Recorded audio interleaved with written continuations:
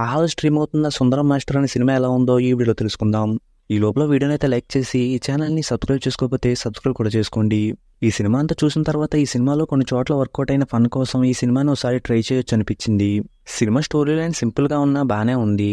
అదేంటంటే అడవిలో ఒక చోట కొంతమంది ట్రైబ్స్ ఉంటారు. వాళ్ళ దగ్గర ఏదో విలువైన వస్తువు ఉందని తెలుసుకున్న రాజకీయ నాయకుడు ఒకడు ఆ వస్తువు ఏంటో తెలుసుకోవడం కోసం వాళ్ళ దగ్గరికి ఇంగ్లీష్ టీచర్గా హీరోని పంపుతాడు. ఇంతకీ వాళ్ళ దగ్గర ఉన్న విలువైన వస్తువు ఏంటి, అది తెలుసుకోవడానికి హీరో ఏం చేశాడు అనేది సినిమా. ఇంక ఈ లైన్ బాగానే ఉంది కానీ ఇందులో ఇంట్రెస్టింగ్ ఎలిమెంట్స్ ని, ట్విస్ట్ని, ఎమోషనల్ ని పెట్టడానికి ఛాన్స్ ఉన్నా సరే అలా పెట్టకుండా ఇదే లైన్ 2 గంటల వరకు చాలా సాఫీగా చెప్పిన ఫీలింగ్ అయితే వస్తుంది. ఇంక సినిమా స్టార్ట్ అయిన తర్వాత ట్రైబ్స్ ఫ్యామిలీస్ కి సంబంధించిన సీన్లు, హీరో వాళ్ళతో కలవడానికి చేసే ప్రయత్నాలు అయితే కొంచెం కామెడీగా బాగానే ఉన్నాయి. ఇక సినిమాలో మెయిన్ లీడ్ గా చేసిన హర్ష కూడా ఆయన టైమింగ్ తో, డైలాగ్ డెలివరీతో చాలా చోట్ల నవ్వించడానికి బాగానే ట్రై చేశాడు. ఇంక సినిమాలో హర్ష క్యారెక్టర్ తప్ప మిగిలిన ఏ క్యారెక్టర్ కూడా సరైన క్యారెక్టరైజేషన్ అయితే ఉండదు. ఏదో హీరోతో అలా మాట్లాడడానికి వచ్చి అలా వెళ్ళిపోయినట్టు ఉంటాయి మిగిలిన క్యారెక్టర్లన్నీ. అందుకే ఆ క్యారెక్టర్ కి సంబంధించిన ఏ ఎమోషన్ కి మనం కనెక్ట్ అవ్వలేము.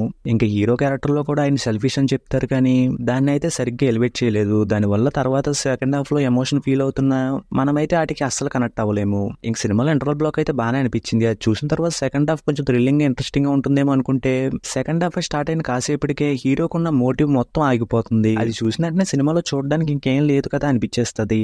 ఇంకా అక్కడి నుంచి హీరో క్యారెక్టర్ లో మార్పు వస్తున్నట్టుగా సీన్స్ చూస్తాయి. అక్కడ జరుగుతున్న సీన్ కి హీరో క్యారెక్టర్ లో మార్పు రావడానికి సరైన సంబంధం ఉన్నట్టు అనిపించదు. ఇంక సినిమా క్లైమాక్స్ కూడా చాలా సింపుల్ గా లాగేశారు. ఇంక సినిమాలో సిచ్యువేషన్ పరంగా వచ్చే సాంగ్స్, బ్యాక్గ్రౌండ్స్ కూడా అయితే బాగానే అనిపించాయి. ఫైనల్ గా ఈ సినిమా లైన్ అయితే బాగుంది. అలాగే సినిమాలో హర్ష గారి టైమింగ్, కొన్ని కామెడీ సీన్స్ అయితే బాగానే ఉంటాయి. వాటి కోసం ఈ సినిమాని చూద్దాం అనుకుంటే ఒకసారి ట్రై చేయొచ్చు. ఇక ఈ సినిమాకి నేను ఇస్తున్న రేటింగ్ అయితే 2.5/5. ఇక వీడియోని క్లోజ్ చేసే ముందు వీడియోని లైక్ చేసి ఈ ఛానల్ని సబ్స్క్రైబ్ చేసుకోకుండా చూస్తున్నట్టయితే సబ్స్క్రైబ్ కూడా చేసుకోండి.